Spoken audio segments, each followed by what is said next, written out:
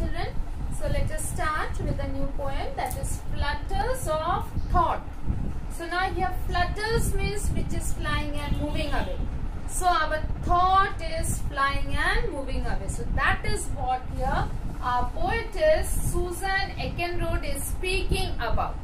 Now let us see how she has taken this up and what is it, how it affects our life also. Okay.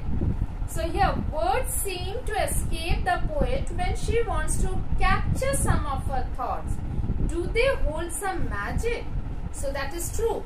Many ideas come to us. Okay, the thoughts, they come to us. But you know, after some time, since we are busy with something or engaged with something, that flies off, goes away.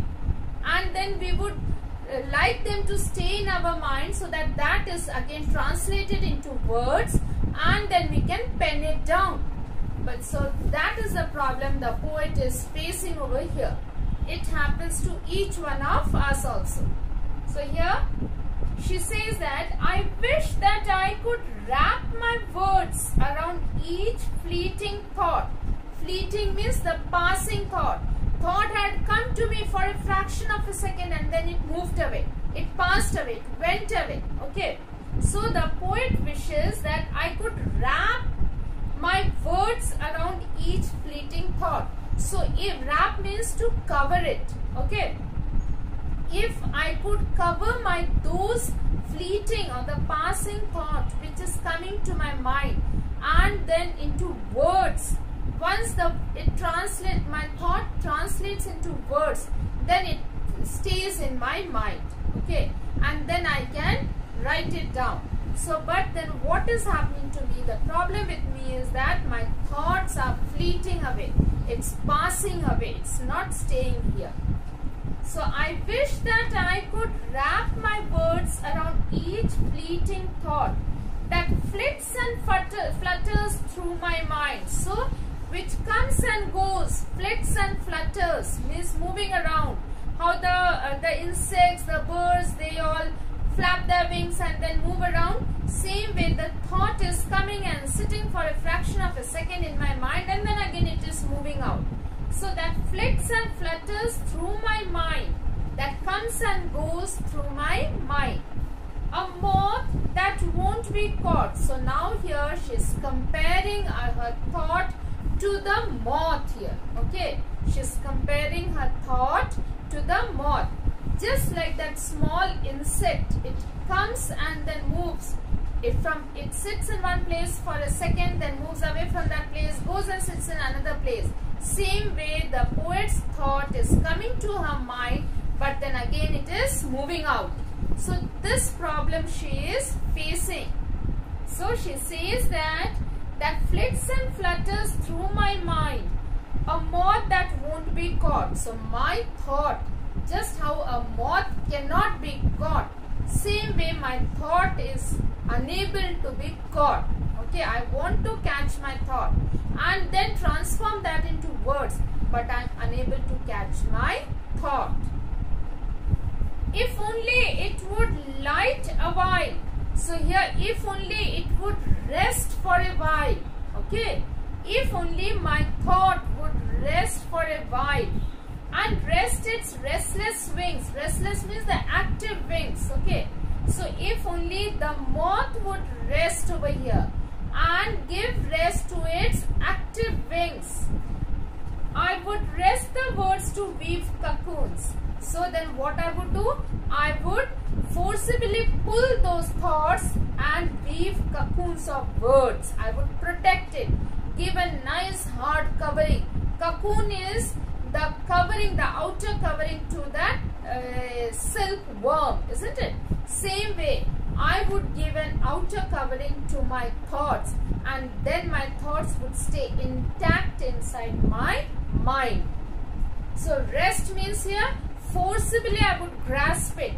Okay, I would forcibly grasp my thought and transform that into words. So here, if only it would light a while and rest its restless wings, I would rest the words to weave cocoons. So then what I would do, I would forcibly take my thoughts and then I will transform that into words and then give a nice covering and keep it safe inside my mind. To hold such lovely things, because many lovely ideas are coming to my mind, but then it's fluttering away. Okay, so I would want to keep those lovely thoughts in my mind. To hold such lovely things as poetry and lyrics. So I would transform those thoughts into words and then into poetry and lyrics. Lyrics means the words which are written for a song. So I would transform my thoughts into poems and then lyrics. To the tunes that float through time. So I would transform those into poems and lyrics which will pass on for generation to generation. So my poems, my songs, the lyrics which I'll be giving, that will be passing on to generation through time. So that means from generation to generation.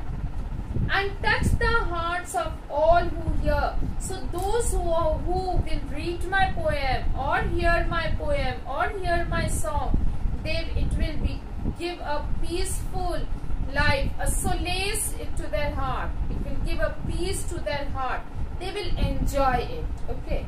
And touch the hearts of all who hear with magic in their rhyme, because the thoughts which have been transformed to words, which has been translated to poems and lyrics of the songs, so that will give a wonderful magical effect on the people for generations to come. It will stay on and on for generations to come, and it will give pleasure to them.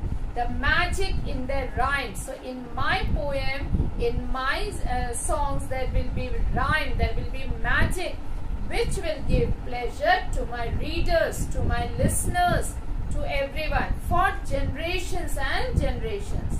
So only I pray that please, my dear thoughts, stay on my mind. Don't flutter away just like a moth. Just stay in my mind so that I can transform those into words, and those words will be in the form of poetry or in the form of lyrics, and that you can finally enjoy. People can enjoy. Okay, so she wants its readers, she wants her readers, she wants her listeners to enjoy the song, enjoy the poem in the rhyme. So this is what the poet wants to speak. Okay, so here flutters of thought, the thought which flutters away, which passes away. So once again I am reading. Words seem to escape the poet when she wants to capture some of her thoughts. So here I wish that I could wrap my words, means cover my words around each fleeting thought, each passing thought that flicks and flutters through my mind, a moth that won't be caught. So my thought has been compared to the moth.